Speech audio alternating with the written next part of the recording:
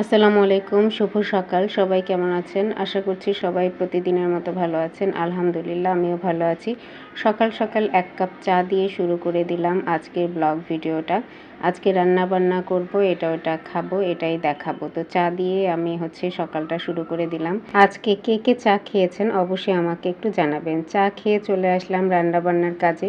প্রথমেই মশলা বাটাবাটি, এটা ছাড়া তো আসলে চলেই না। আজকে আমি রান্না করব ব্রয়লার মুরগির মাংস দিয়ে একটু খিচুড়ি। হঠাৎ করেই তার খিচুড়ি খেতে মন চাইলো, তাই আসলে খিচুড়ি রান্না করতে আসলাম। জিরা বাটতেছি।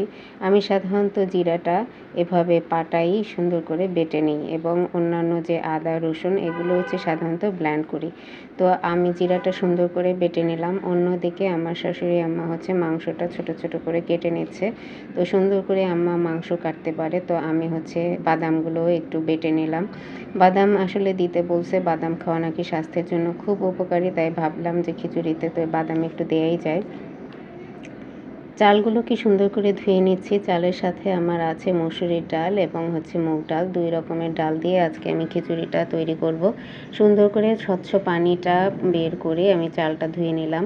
এর মধ্যে কাঁচামরিচ, পেঁয়াজ কুচি, আদা রসুন বাটা এবং লবণ, হলুদের গুঁড়ো, মরিচের গুঁড়ো, ধনের গুঁড়ো এগুলো সব কিছুই দিয়ে নিলাম। এখন যেটা করব যে বাদাম এবং জিরা বাটাটাও দিয়ে নিচ্ছি, রসুনের কিছু আস্ত দিচ্ছি।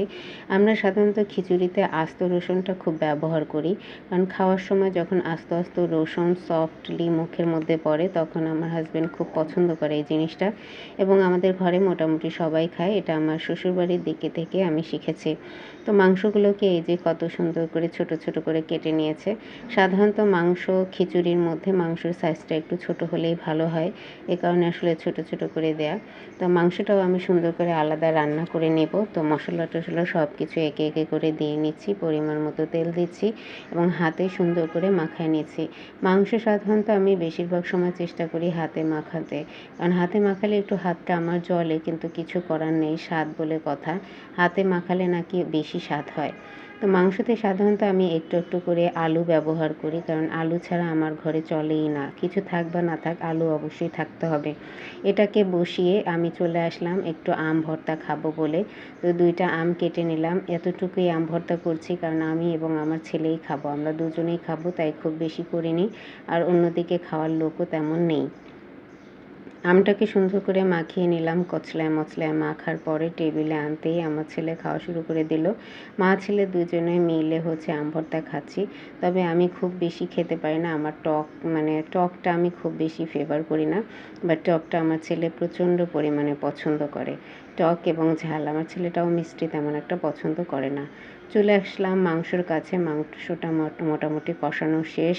খিচুড়িটাও প্রায় হয়ে আসছে। এখন আমি খিচুড়ির মধ্যে মাংসটা দিয়ে ভাপে বসিয়ে কমপ্লিট করে ফেলবো। তো আজকের ছোট্টখাট্টো ব্লগ ভিডিওটা এই পর্যন্তই। সবাই ভালো থাকবেন, সুস্থ থাকবেন। আমার ভিডিওটা এতক্ষণ যারা দেখেছেন মনোযোগ দিয়ে তাদেরকে অসংখ্য ধন্যবাদ এবং পরবর্তীতে ভিডিওটা দেখার জন্য আমন্ত্রণ।